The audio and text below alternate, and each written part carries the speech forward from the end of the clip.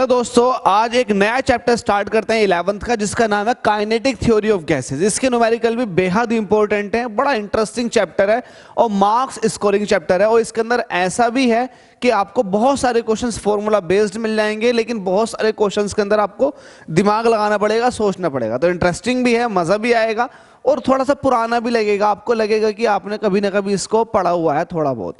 तो चलिए स्टार्ट कर देते हैं काइनेटिक थ्योरी ऑफ गैसेस को, जिसको हम केटीजी के नाम से जानते हैं। ये बहुत फेमस है केटीजी के नाम से, तो इसको पढ़ते हैं। लेकिन उससे पहले इसके टॉपिक नंबर 1 के जो न्यूमेरिकल लगाने वाले हैं, तो बता देते हैं कि वो न्यूमेरिकल, वो एग्जाम्पल या फिर प्रॉब्लम फॉर प्रैक्टिस किस टॉपिक के ऊपर बेस्ड है। टॉपिक है आपका gas laws and ideal gas equation. अब ये तो आपका पढ़ा हुआ है, तो इसमें तो बिल्कुल भी आपको घबराने की जरूरत नहीं है कि कैसा न्यूमेरिकल होंगे। देखो, आप लोग थ्योरी तो कंप्लीट कर चुके होंगे, इसकी न्यूमेरिकल का नंबर है, तो न्यूमेरिकल मेरे ऊपर छोड़ दो। अगले साल को मैं थ्योरी भी पढ़ा दूंगा, टेंशन मत लीजिएगा। तो अभी फिलहाल न्यूमेरिकल कर लेते हैं। तो फिलहाल न्यूमेरिकल करने से पहले मैं आपको बताना चाहूंगा कि ये लॉज कौन कौन से हैं। देखो, मैं इसको थोड़ा बड़ा करके दिखा देता हूं आपके सामने। ये लॉ खुला हुआ है, इसका नाम है बॉयल्स लॉ। देखो, ये फॉर्मूला यूज होंगे, मतलब जो फॉर्मूले इस्तेमाल होने वाले हैं वो बता देता हूं। तो पहला फॉर्मूला इस्तेमाल होगा बॉयल्स लॉ के अकॉर्डिंग। बॉयल्स लॉ कब काम करता है? जब टेम्परेचर कांस्टेंट होता है, सिस्टम का टेम्परेचर नहीं बदला, तब बॉयल्स लॉ लगेगा।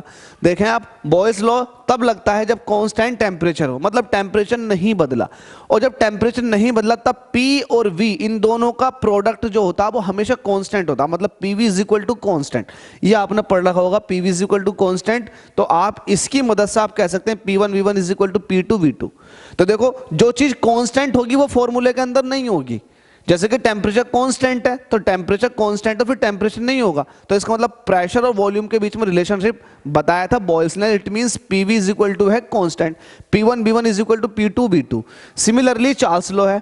अब चार्ल्स लॉ जो है, इसके अंदर प्रेशर कांस्टेंट रहता। पिछले वाले बॉयल्स के अंदर टेम्परेचर और चार्ल्स के अंदर प्रेशर कांस्टेंट रहता। तो जब प्रेशर कांस्टेंट है, मतलब कांस्टेंट प्रेशर है, तो टेम्परेचर का वॉल्यूम के साथ रिलेशन दिखाते हैं। इट मींस वॉल्यूम जो है वो डायरेक्टली डिपेंड करता है टेम्परेचर पर।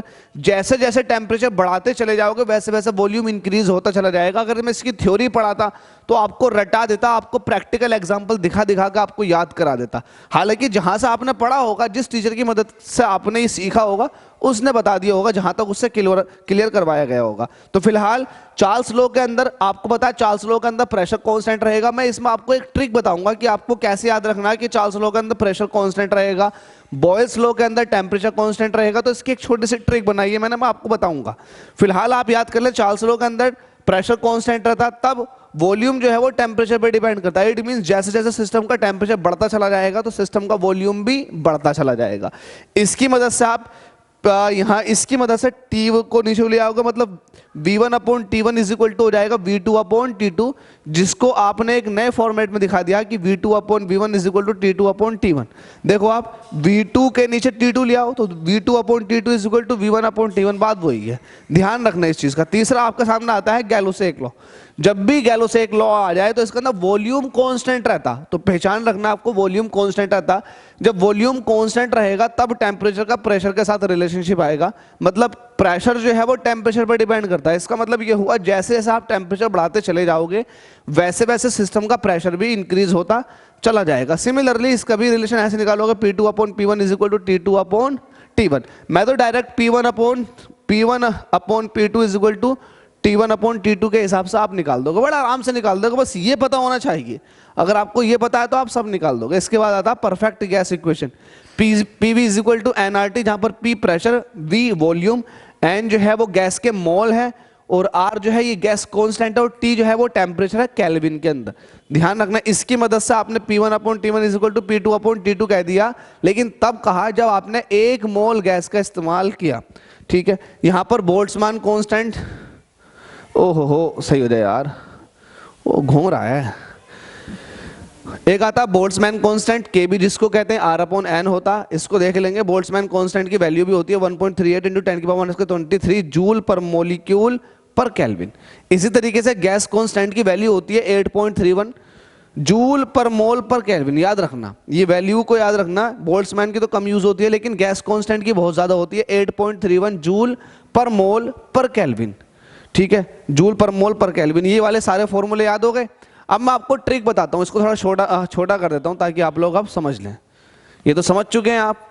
अब मैं आपको बताता हूँ कि आप कैसे याद करेंगे कि किस लॉस के अंदर क्या चीज कांस्टेंट रहती है। तो इसकी एक ट्रिक है, जैसे कि आपको याद करना बीटी, बीटी, सीपी और जीवी। आपको पता है बीटी ब्लूटूथ कह सकते हो आप, सीपी आपने दिल्ली के अंदर एक प्लेस है जिसका नाम है सीपी, बहुत सुना होगा आपने, वीडियोस के अंदर भी बहुत चलता है सीपी सीपी। तो आप सीपी तो वैसे ही याद कर लोगे, आपने बीटी याद कर लिया, सीपी याद कर लिया, जीवी याद कर लो। जीबी होता है लेकिन जीवी याद करो, जीवी। अब देखो इसमें क्या है, बॉयल्स लॉ के अंदर टेम्परेचर कांस्टेंट, और चार्ल्स लॉ के अंदर प्रेशर कांस्टेंट, और गैलुसेक लॉ के अंदर वॉल्यूम कांस्टेंट। तो ये तो आपने सिखा दिए। आप कहेंगे सर आपने ये तो सिखा दिया कि बॉयल्स लॉ के अंदर टेम्परेचर कांस्टेंट है, और सीपी का मतलब ये हो गया चार्ल्स लॉ के अंदर प्रेशर कांस्टेंट है, सिमिलरली गैलुसेक लॉ के अंदर वॉल्यूम कांस्टेंट है। लेकिन इसके फॉर्मूलाज कैसे बनाएंगे, तो देखो बता देता हूँ। जब आप बॉयल्स लॉ के अंदर टेम्परेचर कांस्टेंट करते हैं तो इसका मतलब टेम्परेचर नहीं रखना। तो ऐसा देखो, आपको तीन चीजें ध्यान रखनी है, प्रेशर, टेम्परेचर और वॉल्यूम, बस इन तीन चीजों के बीच में रिलेशनशिप स्टैब्लिश करनी है।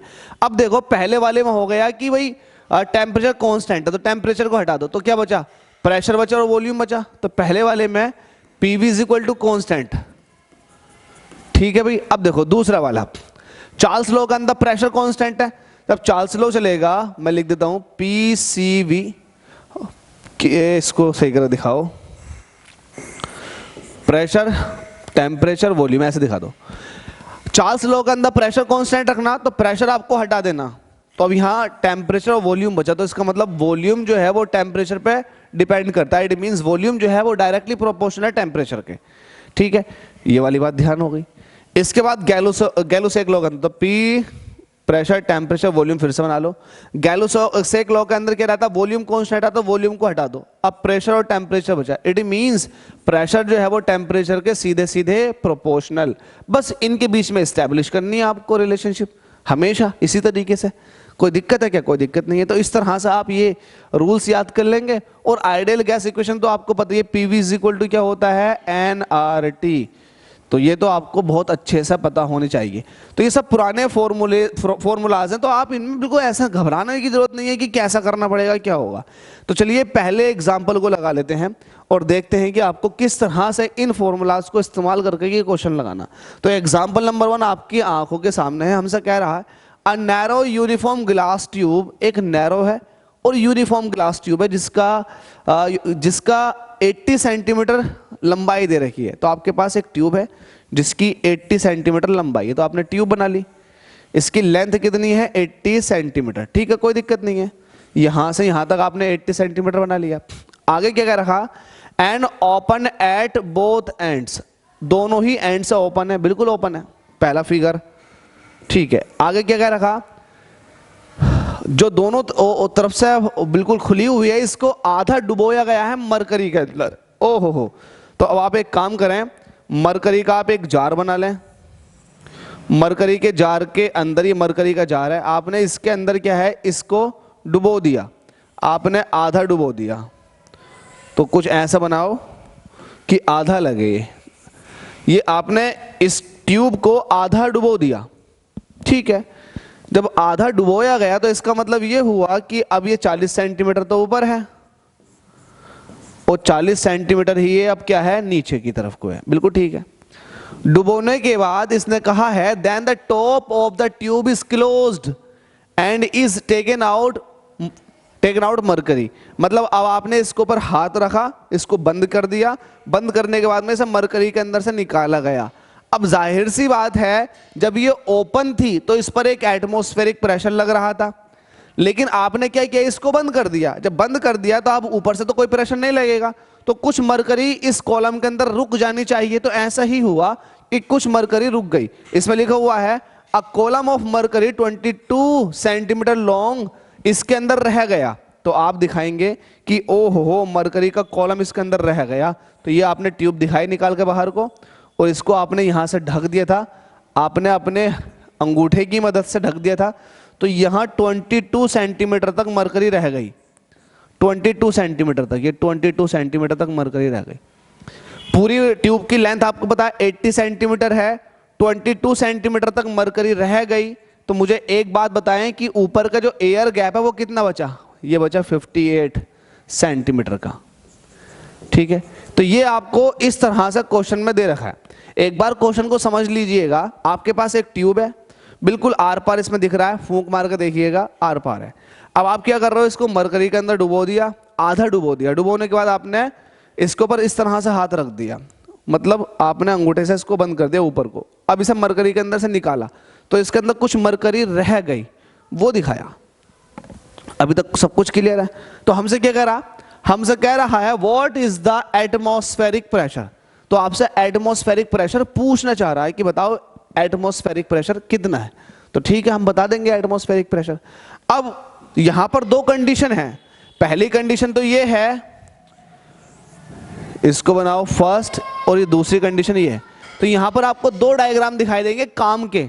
ये वाला डायग्राम तो सिर्फ ये बता रहा है कि ट्यूब की लेंथ कितनी है, लेकिन ये दो डायग्राम बहुत काम के हैं। पहला वाला डायग्राम देखो, जब आपने इसको डुबोया मरकरी के अंदर, तो आपने 40 सेंटीमीटर हाइट तक मरकरी के अंदर डुबोया था। इसका मतलब 40 सेंटीमीटर हाइट जो है वो ओपन रह गई। जो ओपन वाला एंड था उस पर एटमॉस्फेरिक प्रेशर लग रहा था, मतलब खुली हुई है। आपने किसी तरह कोई इस पर, है ना, इसके ऊपर फिंस नहीं लगाई है, स्टॉपर नहीं लगाए हैं जो एटमॉस्फेरिक प्रेशर को रोक दे, ऐसा कुछ नहीं, बिल्कुल खुली हुई है। तो एटमॉस्फेयर एक्ट कर रहा होगा, बिल्कुल सही। तो अब पहले वाले केस में जो P1 होगा, जो P1 मतलब प्रेशर लग रहा होगा, वो एटमॉस्फेरिक प्रेशर के बराबर होगा। लेट सपोज कि P जो है वो एटमॉस्फेरिक प्रेशर है। तो आप इस वाली बात को बोल दो, यहां पर सॉल्यूशन में लिखो, लेट से P is the atmospheric pressure and A is the area of cross section of the tube। Tube का आपको एरिया ऑफ क्रॉस सेक्शन बता दिया, और यूनिफॉर्म ट्यूब है तो इसका मतलब एरिया ऑफ क्रॉस सेक्शन कहीं से ज्यादा बड़ा नहीं होगा, कहीं से ज्यादा छोटा नहीं होगा। यूनिफॉर्म का मतलब हर एक जगह से बिल्कुल इकसार होगा। ठीक है भाई, ये वाली बात तो आपने समझ ली। अब जरा एक बात देखो, पहली वाली कंडीशन में देखो, जब आपने ट्यूब को डुबोया था, तो अब आप ये देखें, जो ओपन एयर वाला स्पेस है उसका वॉल्यूम कितना और वहां पर प्रेशर कितना। तो आप देखें, है ना, पहली वाली कंडीशन में अकॉर्डिंग टू क्वेश्चन, अब आप देखें जरा पहली वाली कंडीशन में देखें, पहली वाली कंडीशन में देखें कि प्रेशर कितना है, प्रेशर कितना, P1 कितना है, वो एटमॉस्फेरिक प्रेशर के बराबर है क्योंकि ओपन है। वॉल्यूम कितना हुआ, वॉल्यूम, अब वॉल्यूम जब निकालेंगे आप तो इसको V1 कहेंगे। जब वॉल्यूम आप निकालेंगे तो ये देखेंगे कि यार इसका एरिया ऑफ क्रॉस सेक्शन कितना है और ये कितनी हाइट तक है, तभी तो आप वॉल्यूम निकालते हैं। सिलेंडर का वॉल्यूम भी ऐसे निकाला जाता। अब एरिया ऑफ क्रॉस सेक्शन जो है, area of cross section let us suppose कि वो A है। अब चूंकि यूनिट सेंटीमीटर में चल रही है तो आप इसको सेंटीमीटर स्क्वायर में लो, तो A सेंटीमीटर स्क्वायर है ना। आपको वॉल्यूम निकालना, तो वॉल्यूम का मतलब होता है एरिया इंटू लेंथ।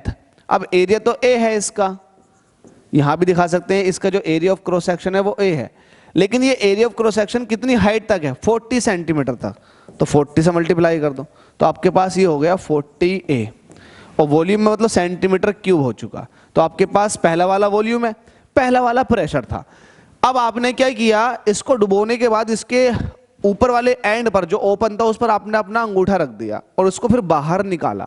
जब बाहर निकाला तो ये देखा गया कि जो मरकरी कॉलम है वो कुछ इसके अंदर रह गया, कुछ हिस्सा रह गया, कुछ हिस्सा रह गया। तो अब आप ये देखेंगे कि जो ओपन स्पेस है उसका वॉल्यूम कितना है, वॉल्यूम कितना, इसका वॉल्यूम देखेंगे कि अब जो ओपन स्पेस बचा हुआ है इसका वॉल्यूम कितना है, ये या वॉल्यूम देखेंगे आप तो ये V2 हो जाएगा। तो according to question second condition की बात कर रहे हैं। अब आपसे कह रहा है कि V2 जो है वो कितना हो जाएगा, जल्दी से बताएं, जल्दी से बताएं। आप कहेंगे area of cross section into height. अब एरिया ऑफ क्रॉस सेक्शन तो A है और हाइट कितनी रह गई है 58, अगेन सेंटीमीटर क्यूब। कोई दिक्कत नहीं।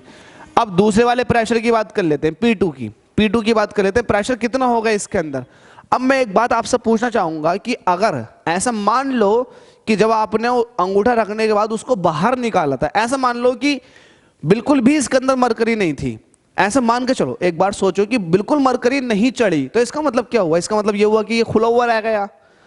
अगर ये खुला हुआ रह जाता तब इसके अंदर जो प्रेशर होता वो एटमॉस्फेरिक प्रेशर के बराबर होता, इट मींस पी के बराबर होता। लेकिन अब इसके अंदर कुछ मरकरी चढ़ गई, तो अब इसके अंदर जो ओपन स्पेस बचा हुआ है, इसके अंदर जो प्रेशर होगा उतना कम हो जाएगा जितना मरकरी चढ़ी है। तो इट मींस आप ये कहेंगे जो P2 होगा वो P माइनस मतलब एटमॉस्फेरिक प्रेशर में से 22 सेंटीमीटर तक मरकरी चली है, तो आप कह देंगे 22 सेंटीमीटर ऑफ Hg।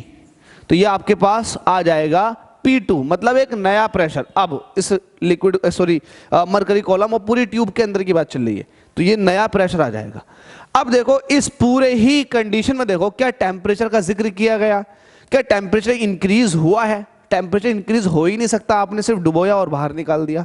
तो इस पूरे सिस्टम में टेम्परेचर क्या है? कांस्टेंट है। प्रेशर और वॉल्यूम पर फर्क पड़ा है लेकिन टेम्परेचर कांस्टेंट है। तो जब प्रेशर और वॉल्यूम चेंज हो रहे हों और टेम्परेचर कांस्टेंट हो, तो टेम्परेचर कांस्टेंट होना मतलब बॉयल्स लॉ को रिप्रेजेंट करता, तो इसमें लगेगा बॉयल्स लॉ। ये पहचान है इसकी, बॉयल्स लॉ लगेगा जिसमें टेम्परेचर कांस्टेंट रहता। बॉयल्स लॉ मैंने आपको बताया था बीटी, बॉयल्स लॉ में टेम्परेचर कांस्टेंट रहता, तब फॉर्मूला क्या बनता? PV is equal to constant. तो आप लगा देंगे बाई बॉयल्स लॉ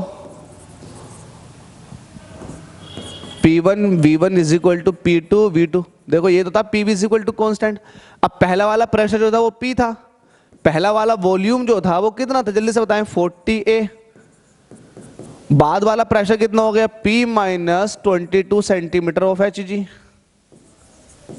मरकरी का 22 सेंटीमीटर कॉलम ने कितना प्रेशर कम किया? और V2 मतलब दूसरा वाला वॉल्यूम कितना था? 58A। यही तो था। बस इसको सॉल्व कर लो। आप सॉल्व करेंगे, A से A खत्म हो चुका है, यहां से 40, अब देखो 40P बचेगा, बिल्कुल बचेगा। 58 के अंदर मल्टीप्लाई करो तो 58P माइनस 22 इंटू 58, यही तो हुआ, बिल्कुल हुआ।